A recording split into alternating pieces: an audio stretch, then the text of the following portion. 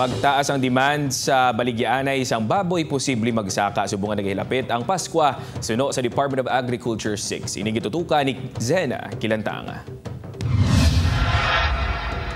Sa pagsulod sang bulan sang Disyembre, ginapaabot nga magtaas ang demand sang pork products kaangay sang lechon o kun hamon nga masami ginahanda sa mga pagtililipon. Bangod sini, dako ang posibilidad nga magtaas man ang presyo sang buhi kag garne sang baboy suno sa Department of Agriculture. Apang aminado ang ahensya nga may dako nga epekto ang African swine fever sa swine industry sang rehiyon. Na-experience natin yung pagtaas ng demand, may impact po yan sa presyo. Kaya nakikita natin yung pagtaas. Pero isa sa mga challenges na kailangan nating harapin ay yung epekto ng ASF. Itong mga nakaraang buwan. So dahil marami yung tumigil at maraming mga areas na hindi muna nag-alaga, nabawasan yung populasyon ng ating baboy. Apang sunod sa DA, may iban pa man nga mga lugar nga mahimo makuhaan sang supply sang baboy.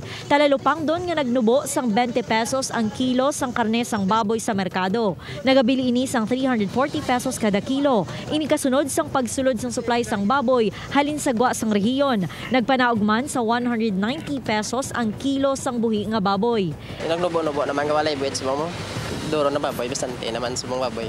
Damo naman baboy, abi man mo. Tapos, iban po, raman lang kami backyard. Naman na siguro nga medyo nagpanaog presyo ka baboy. Para kay Manang Merlinda, bisan pa magmahal ang presyo sang baboy, mabakal man gihapon ini. Ang baboy, lain man sa manok. Kaya ang baboy, kung gabangita man ginawa mo ka baboy. Samtang magluwas sa karne, ginamonitor man sang DA ang frozen pork products sa cold storages agud may makuhaan sang supply subong nga holiday season. Zen Kilantang para sa GMA Regional TV Early Edition.